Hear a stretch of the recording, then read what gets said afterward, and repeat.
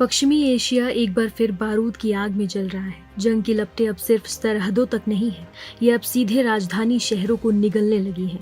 इस बार इजराइल ने वो कदम उठा लिया जिसकी आशंका लंबे समय से जताई जा रही थी।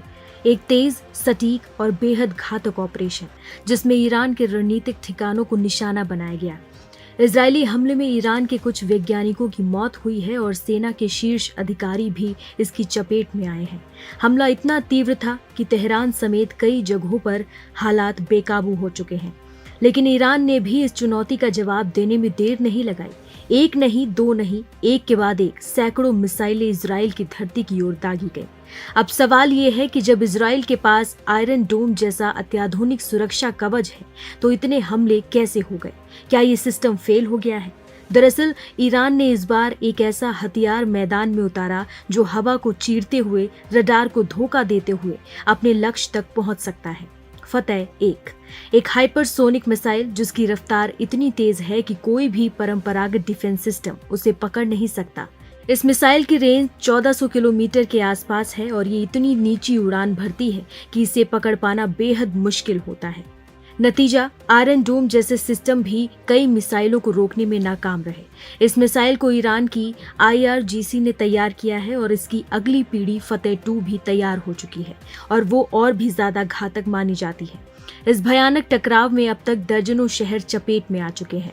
नागरिक, सैनिक, वैज्ञानिक, किसी को नहीं बख्शा गया। दुनिया की बड़ी ताकतें इस जंग को रोकने की अपील कर रही हैं, लेकिन जमीन पर हालात दिन ब दिन बिगड़ते ही जा रहे हैं। तेल के दाम आसमान छूने लगे हैं और वैश्विक अर्थव्यवस्था पर इसका असर साफ दिखने लगा है। ये सिर्फ मिसाइलों की लड़ाई नहीं, ये रणनीतिक, तकनीक और ताकत की जंग है और इस बार दांव पर सिर्फ 2 देश नहीं, पूरी दुनिया की स्थिरता है। बता दें कि ईरान और इजराइल ने एक दूसरे पर कई मिसाइलें दागी हैं। दोनों देशों के बीच बीते 48 घंटे से संघर्ष जारी है।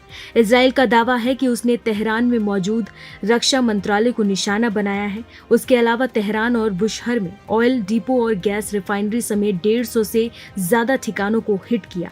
2 दिन की लड़ाई में अब तक 138 ईरानी नागरिकों के जाने का दावा किया जा रहा है। इनमें 9 न्यूक्लियर साइंटिस्ट और 20 से ज्यादा ईरानी कमांडर्स शामिल हैं।